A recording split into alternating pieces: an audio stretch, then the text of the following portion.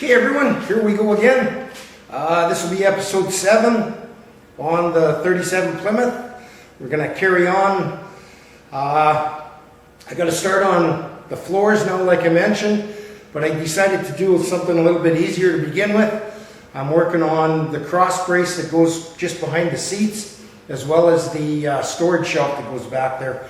They needed a little bit of repair, so I'll show you that. The other thing, our search for replacement tail end for this thing has proved futile. We found a really good Dodge, but it's got different body lines. So it looks like I'm going to end up having to build this whole rear panel, which is not going to be fun. Well, it's going to be fun, but she's going to be quite a chore. So I'll just show you what I'm doing, how I'm building this stuff. Get you out of the tripod.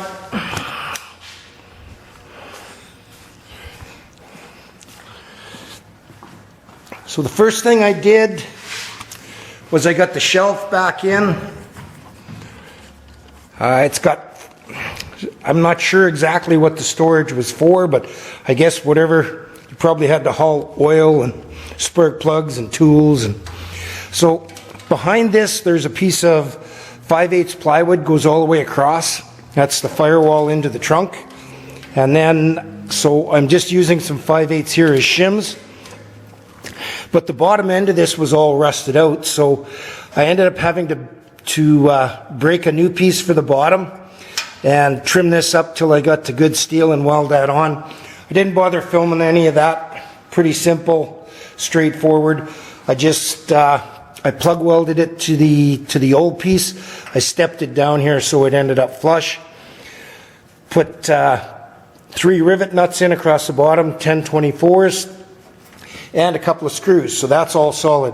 So the next piece I'm working on is the cross brace, and I've got that on the bench here. The top of it was bent up pretty bad, nothing really major, but both ends on the lower part here were rusted off.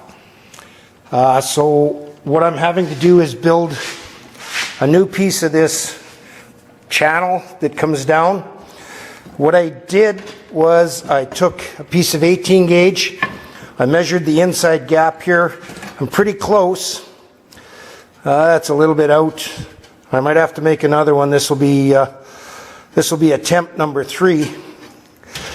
But what I did was I used the 1/4" stepping dies in the bead roller, and I just ran it through, getting it pushed down into that hump shape there, and then I'm going to cut these back, weld a piece on, and then they can be trimmed to the proper length here afterwards. So I'll have to go get this set up and try again. I guess 3rd time's a charm. The first time I tried it, I went way too deep and it didn't match up here. So I'm hoping possibly I can keep pushing this one down and use it for here. I'm not positive yet. Okay guys, we got the new piece laid out. I got the step dies in here. Got to make sure that you keep a little bit of clearance here. If you go too tight, it'll end up shearing your piece because it's so deep. I'm just going to back this off. 1, 2 turns.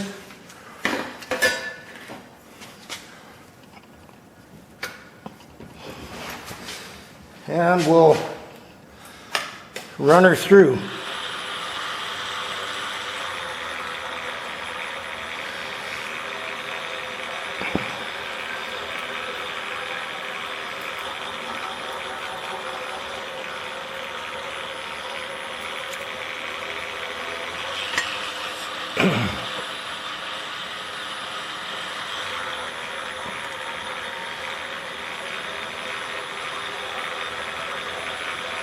It's going to take 3 passes.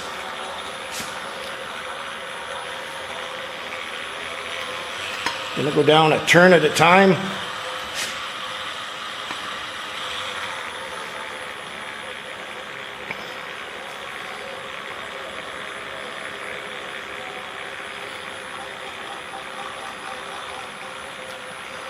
That old winch motor works pretty good. So one more on this and then I'll show you.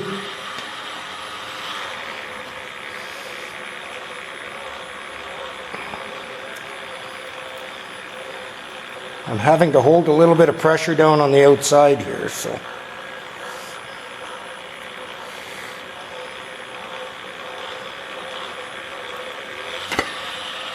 That's 2 passes. I'll run her through once more and then I'll show you the finished product. One more turn down.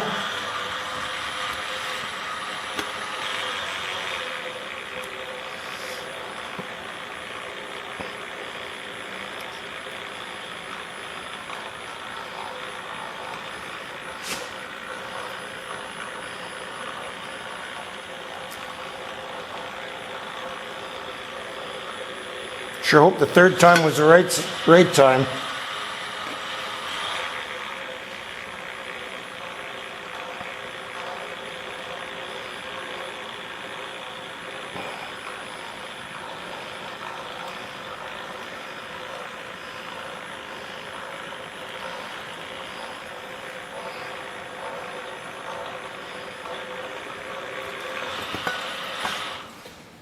That looks pretty good. We'll go see how it fits.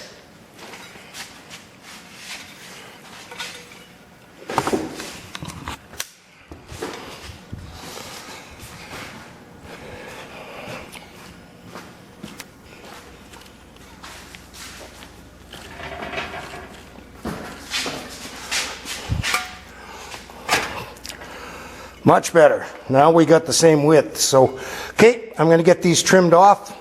Cut these pieces to the right size and we'll weld them on. Okay, we're back again. So I got the new pieces built on the bottom on both sides of the X here.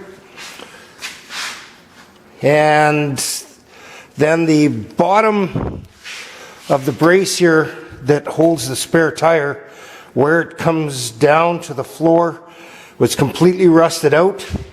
This was welded in here kind of crooked and ugly, and it's kind of a nasty piece to make because it's got that same step in it, but then it's bent at about 80 degrees. So what I did, I put the step in it, and then looking at the old one, when they bent it, they put a dimple in the center here, and I'm sure that that's what took up the excess material from when you bent it, because this would get tighter in the center.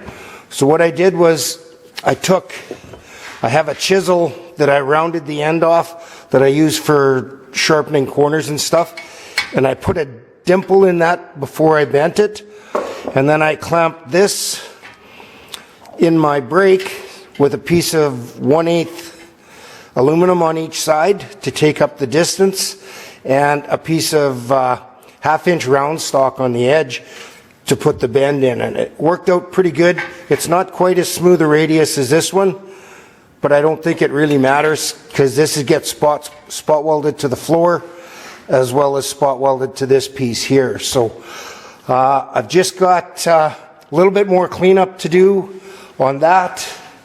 I have to clean up the 2 angles that come down in the corner here where the bottom of the cross welds to. And then I have to do the rust repair up there where the top of it spot welds too. There's a big, probably 6-inch piece I have to replace up there. So that'll be the next. Okay, we're working on the patch up here in the back. I've got it all tacked in. I've been working on the welds. In the meantime, while I was letting that cool, we had some more broken bolts that hold the plywood divider in here. And I just wanted to show you this one. This is 1/4 inch, and it was broke off flush. I put a little bead on it just to stick out a little bit, welded a 1/4 inch washer to it, and then a 3/8 9/16 nut, and spun right out. So remember that washer trick, guys, because it really works. Okay, everybody, we're back again. Another new day. I finally got everything repaired and welded up. I've got everything just kind of temporarily installed in here. I wanted to get those repairs done before I carried on with the floor, but I don't want to weld it in until after the floors are all done. It's going to restrict my access in here by quite a bit. So I had to weld this piece on top here. I had to do a repair on the back of the enclosure there. Made that new piece for the bottom. I have it plug welded to the upright. So that's got 4 plug welds in it, and then it's going to get a little bit of a weld on the front on each side, as well as welded at the corners. And then all the old plug welds will get plug welded in here. So it's a whole lot stronger than it was. Instead of sheet metal screws down there, we used rivet nuts and 1024, as I said. So now this can all come out. I can put it off to the side. It can go for cleanup, a little bit of sandblasting possibly. And we're going to get started on the rear floor section here next. So stay tuned. Okay, I've been in here taking a bunch of measurements and putting down a bunch of reference lines, figuring out where all of these brackets for the rear rumble seat go on the new floor. So I did some measuring off of the new floor at the front there and got all of that referenced on a sheet of paper. Now I'm just trying to figure out where to start on this. I've got these side pieces over here that come up over the frame, and then the floor actually drops down. Everything's so rotten, nothing's really staying in shape.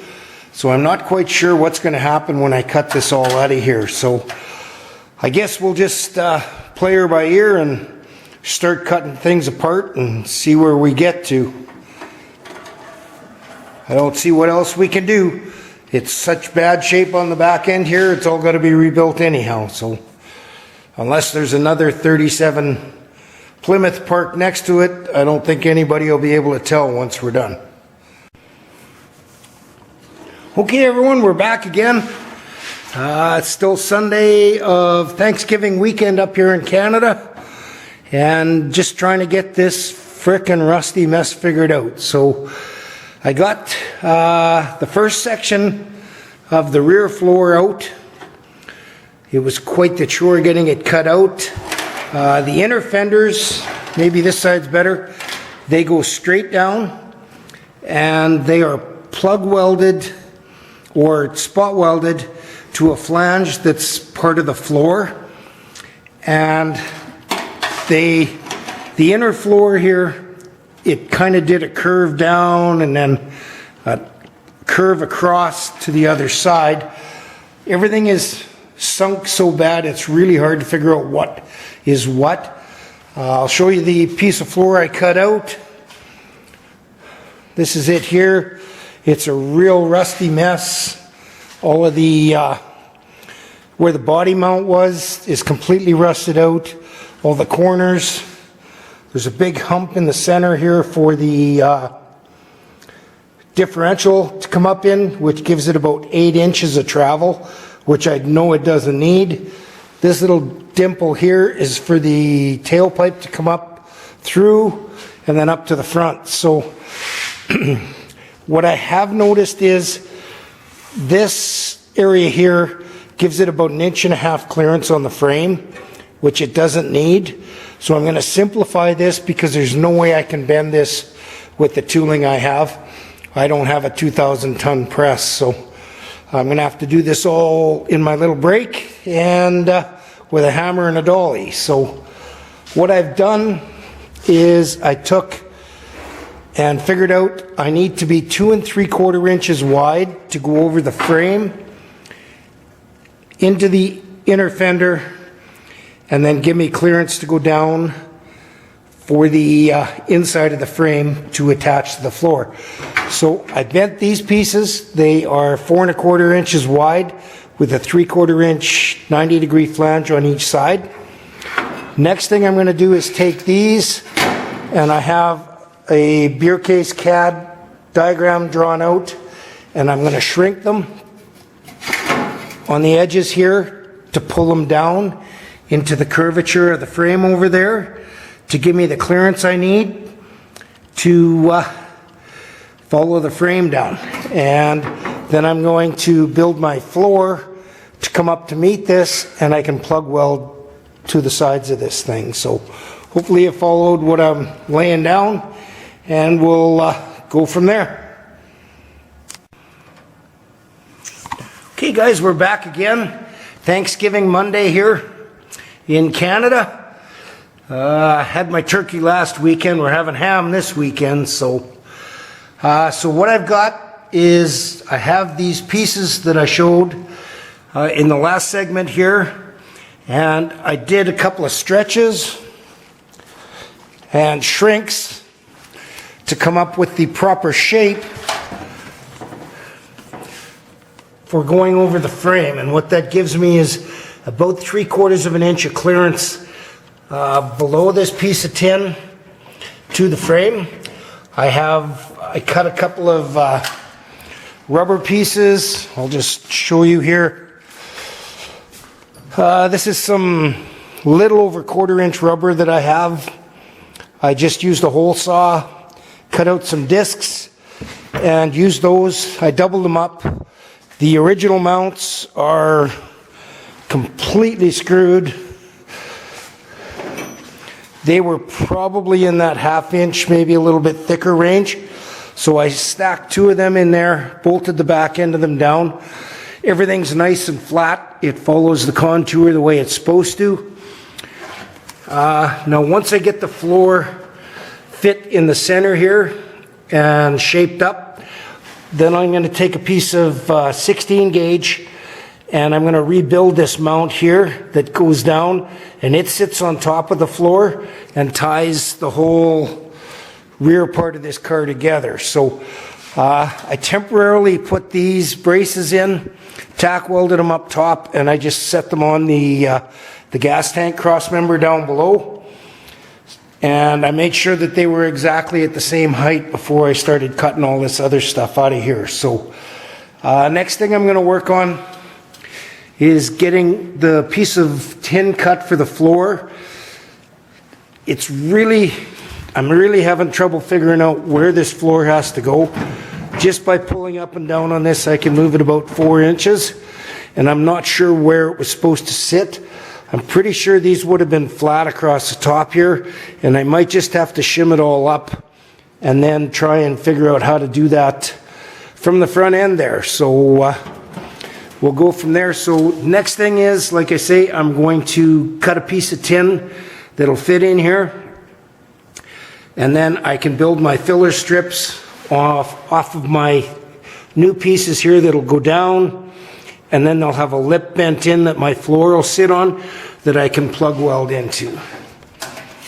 When you get to stuff like this where you've got all of these weird curves and shapes that there's no way that the average guy can make, you got to kind of think out of the box and simplify things. So instead of this all curving in and doing weird stuff, that's why I just went with that strip. It's just going to go straight down. It's all going to be carpeted. Nobody's ever going to see it anyhow. So we'll do the best we can and go from there. Okay, everyone, we're back again. Another new day here. I've just got a piece of 18 gauge cut out here for the first section of floor behind the front here. I got it all shaped where it comes in around for the drop down. I've got this line here I'm going to break down at 90 degrees, and I'm going to step this down the thickness of the steel here just for a good overlap for my plug welds. And then what I'm working on now is this big hump that's in here for differential clearance. As you can see, it's pretty substantial, and I don't think there's any way that I can pound that into this piece of steel without completely destroying it. So what I'm going to do is I'm going to make a hammer form. I'm going to make a piece, and then I'm going to weld it into the center, and hopefully that'll work for me. So what I've got, I did a bunch of measurements for the outside where the flat starts, and that'll be this first piece. That'll be the opening. This is the actual piece that'll be bent up And then this piece on the center here is kind of the flat area on the top of it that's inside the trunk.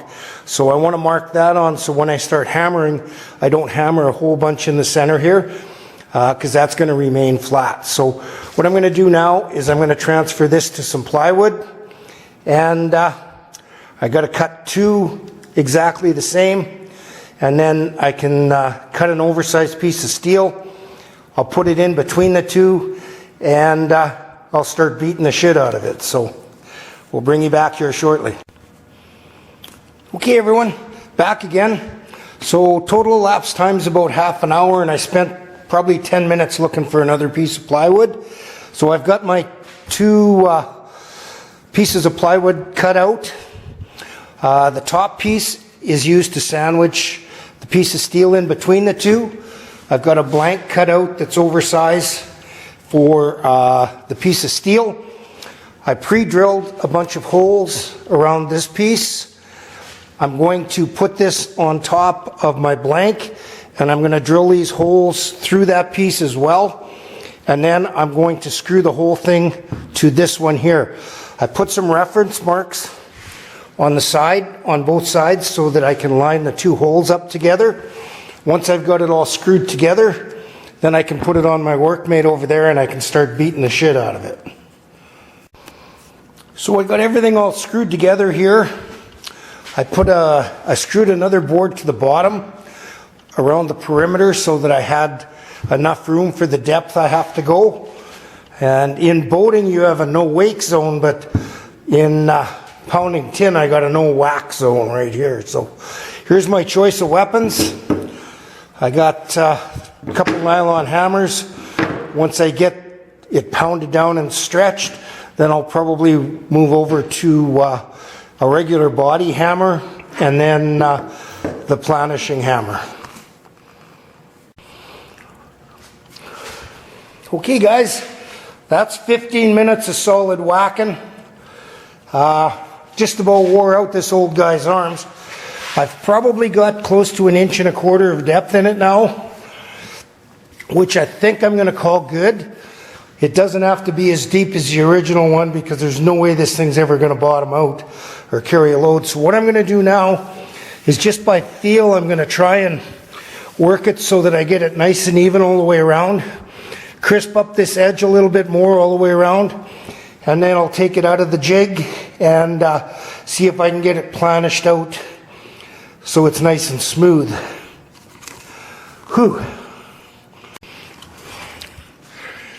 Okay, that's another 6 or 7 minutes of pounding. It's come down pretty good here. Pretty good shape. We've got almost 1.5 inches of drop in that now, which I think I'm going to call good. I'm just checking to make sure that it's even all the way around. I've got lots of dimples to planish out here, making sure that the edges are all good. So next I'm going to take that out of there and take it to the planishing hammer. Okay, got it removed from the buck now. You'll be able to see how much crown I have in it there now. Whole bunch. So I'm going to take it over to the planishing hammer now, get it all smoothed out, and then I'll probably have to crisp up this edge a little bit here as well. And then the back end is going to end up curving down where the floor drops at the back there. Okay, so that is about 10 minutes on the planishing hammer, and it's got it really nicely smoothed out. Got a couple of little low spots I got to work out. Right now what I'm going to do is crisp up the edge here, see if I can straighten out and planish out right on the edges, and then I can start figuring out to cut it to shape to fit the rear piece here. So we got it set up on the panel where it has to go. What I'm going to do is just put it in my brake along these two sides, and I'm just going to give it just a slight tweak just to crisp this edge up all the way around. I'm then going to trim this about 1/4 of an inch back from where it is here. Go straight down the sides and lay it on top, and then I'm going to trim the lower piece, and I'm going to weld this piece into it, and then we're going to start putting the curve in where the floor turns down at the bottom here. So I'm just going to get this all set up, and we'll come back. Just come down lower. You can see got lots it's all trimmed down on the 3 sides. The bottom edge is lined up, or the back edge, I guess. And what I've done is used a scribe to get a really accurate line all the way around to do the cutout now so that I can put this in and weld it. We'll probably get it in there, tack it, and then I'm going to try my hand at TIG welding it so that I can planish it a little bit. We've still got a little bit of a curve in the hump, but I'm thinking that's going to help me out because it's going to try and draw when it shrinks, and it'll also put a little bit of an arc in the center of this which will add a little bit of strength to it. Okay everyone, we're back again, another new day. What I got done yesterday before I packed it in was I got my centerpiece here tacked in. Now this is a first for me. What I did was normally I'll put the piece in place and I'll tack it with the MIG and then come back and try and TIG weld it. Now I'm anything but a good TIG welder. I do better with aluminum than I do with steel, but what I normally find is when you've got a really tight fit piece like this one is, there's not even a 64th of an inch of gap here, is once you start tacking, it draws everything together and you end up with waviness and nothing wants to fit together. Well, this is the first time I've tried this, like I said, was when I did tacks just before they were really cooled. I gave them a little bit of planish with a dolly on the underside, and if this closed up so that I couldn't get this edge to go in, just tapping the welds spread that back apart where everything fit perfectly. So I'm pretty impressed with how that worked. I really like when you have a nice tight fit how everything just feels when it goes together. So I'm going to give this a try, TIG welding this. I'm going to do a continuous weld across the back, continuous weld down the sides, and then I'm going to planish them out. What they're saying is you're stopping and starting with TIG welding is what causes a lot of warpage. So I'm going to give her a try going one steady weld. I'm using about 50 amps and 035 MIG welding wire as filler rod, and we'll see how it works out here. Okay guys, I got my first weld across the bottom here. It's anything but pretty. Like I say, I am not a TIG welder. It did introduce quite a warp into this steel. So what I'm going to do now is I'm going to planish that out while it's still warm and see how straight we can get this. Okay guys, I'm not going to lie. Right at the moment here, it's got quite a mess. This corner's dropped down, this corner's dropped down. This goes like this goes like this. Sure hope I can planish this out, because that's a whole lot of work to throw away. Anyhow, we'll see what we can do. Okay guys, it actually planished out pretty good, but I made a major screw up here. I've got penetration in just about all of this side, well 99% of it, but penetration across the first weld really sucks, and the first part of this weld. So now I've got to introduce a bunch more heat into it. because I don't like the way that weld is. So hopefully I don't screw this whole thing up. Just about dropped the F-bomb there. Okay guys, like I've said before, there's two things in life where penetration's really important. And I screwed this one up, so I got that taken care of. I re-welded on the inside. I just planished again. I'm just going to dress these welds up now with the grinder and get ready to start on the next stage of this. And I believe that's going to be putting the curve in the bottom here. This has to curve down for the step. For the trunk drop down here, you can see the curve that's in it. I've just got to figure out how much it's got to go down and then put that in there. So I'll get these welds all ground up and then I'll bring you back and we'll carry on with it. I've got the front edge of this stepped down.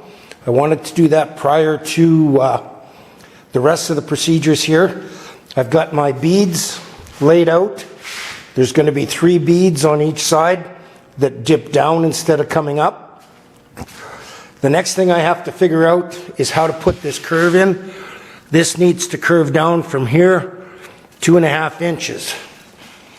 And I'm having a little bit of trouble figuring out how I'm going to do that. I got a big piece of 7-inch heavy wall drill stem. I'm wondering if I can clamp it to that and do it. Just not quite sure. Once I figure it out here, I'll bring you back and show you how it's working out. Okay, after playing with this a little bit, I did a test piece here, and what I've decided to do is use the English wheel with the rubber band on it.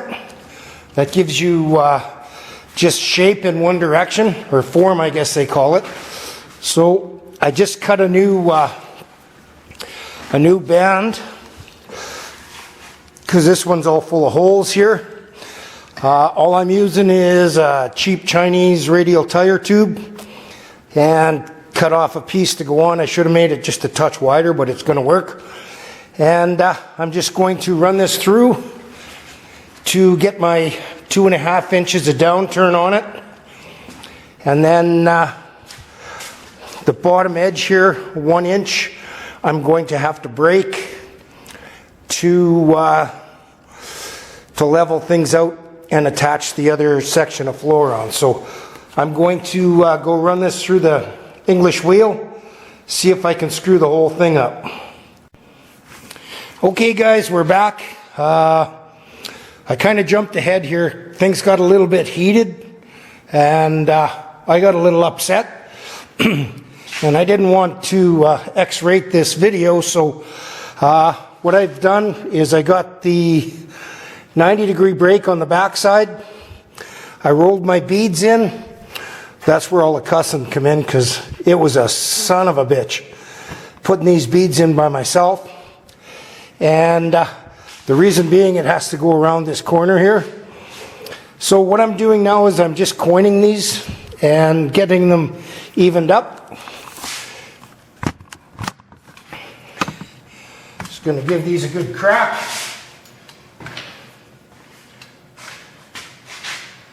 If you went a little bit too far, this works good for straightening that out.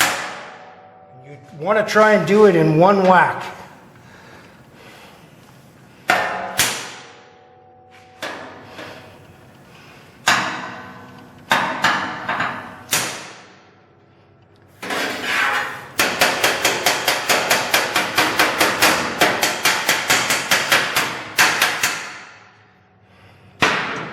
Okay, that's this end. Now I've got to do the end on the curved side, and that's going to be a bit of a bitch.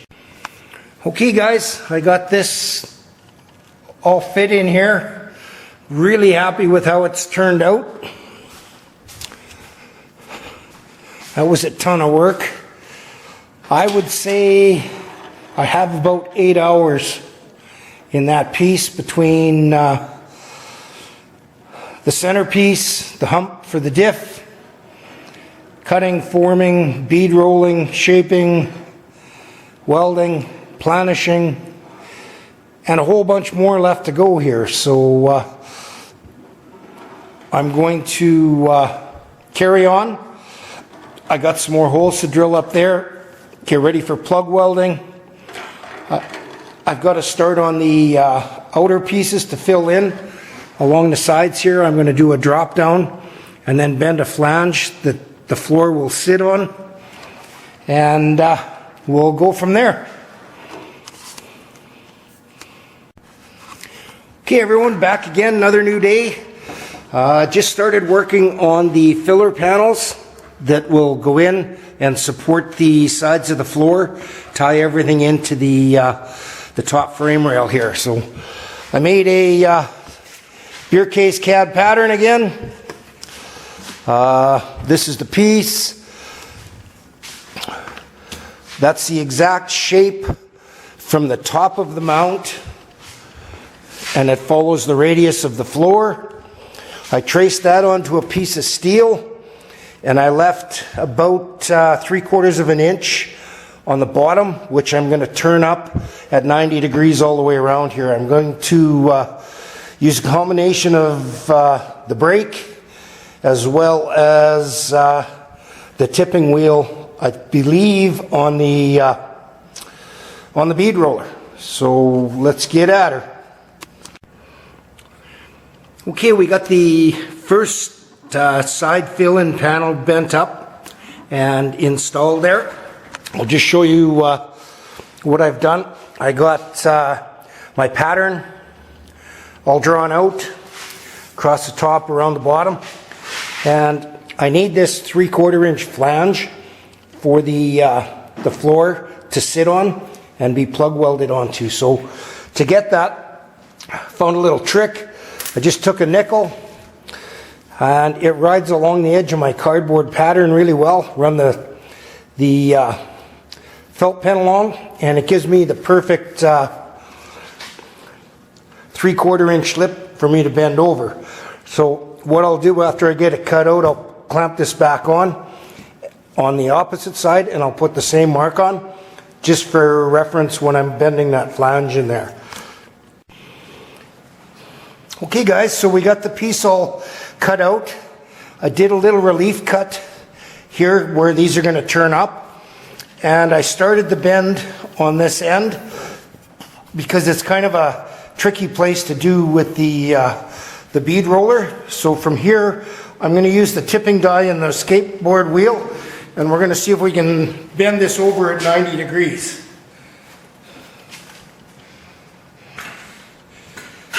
Get things set up here.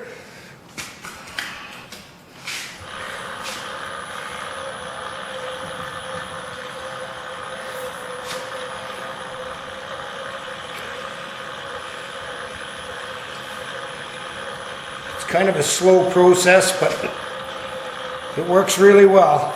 I'm just going to keep that up pressure on it again.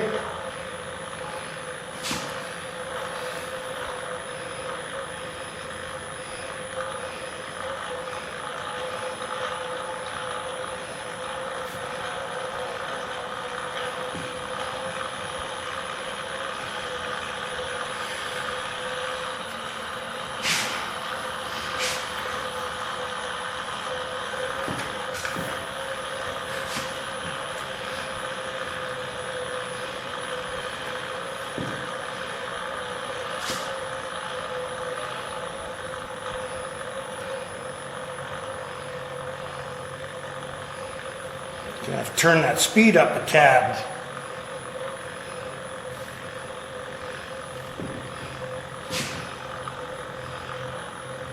Takes a fair bit of push.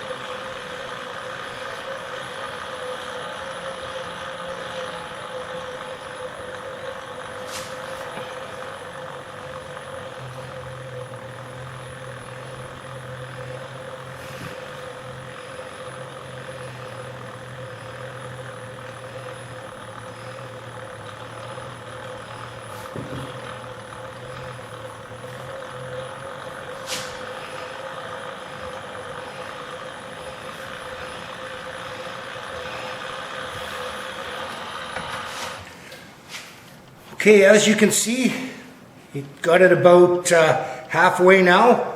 I'll just keep working this through and see how we end up. Okay, as you can see, we're really close to 90, probably about 80. But one of the things that it does is it introduced a whole bunch of curve into it this way, because this needs to be stretched. So what I'm going to do is crisp up this line. I'm going to use piece of heavy 1-inch steel I have in the vise here just to crisp it all up, and then we'll go over to the shrinker stretcher and get it all straightened out. I got it run through the shrinker stretcher. I got it pretty much straightened out. Now I have to get this to a nice straight 90, and then I can bend over the last portion here, and then we can start putting in I'm putting in a bit of a break here to offset it by about 1/4 of an inch away from the frame. Okay guys, we're putting this step in this. I've got a fair bit of separation between the two dies here just to keep everything nice and smooth.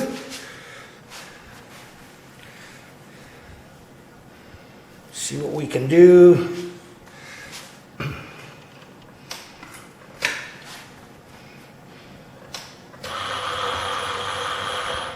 Hold on. Too much.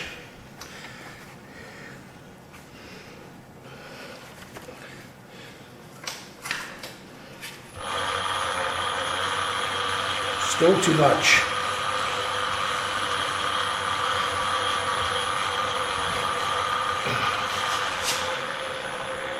There we go.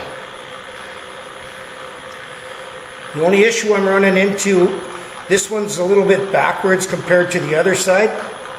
So I've got to back it off as I get over to the, because this fades out to nothing.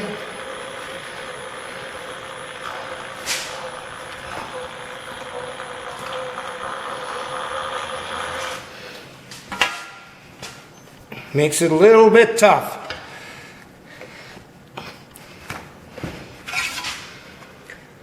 Okay, as you can see, we're getting that step in there.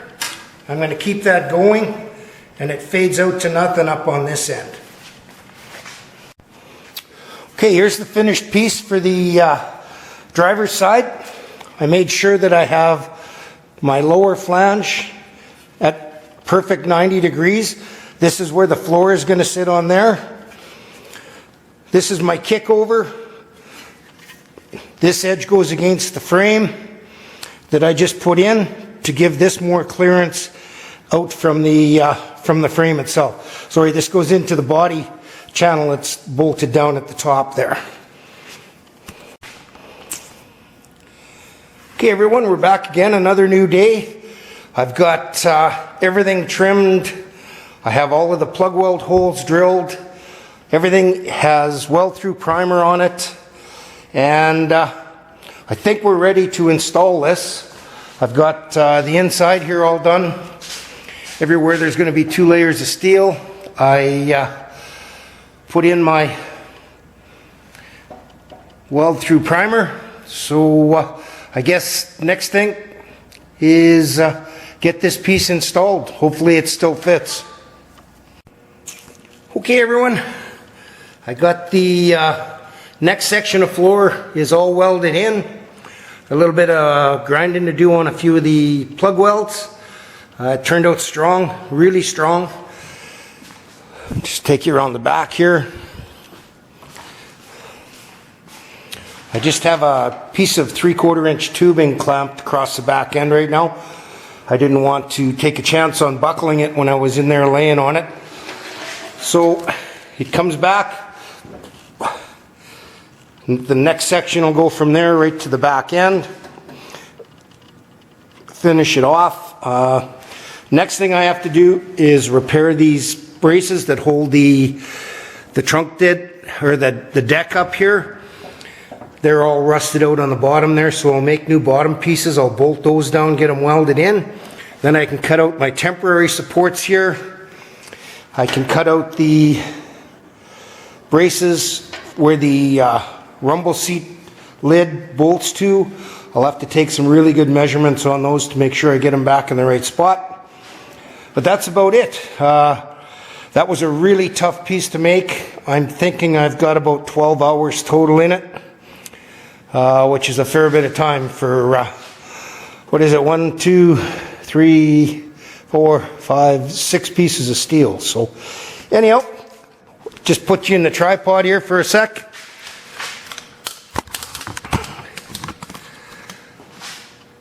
Okay, once we get moving here on the next step, I'll get a new video started and we can carry on with this funny business and getting this rusty elephant fixed up. So stay tuned. Thanks for tuning in. Thanks for subscribing.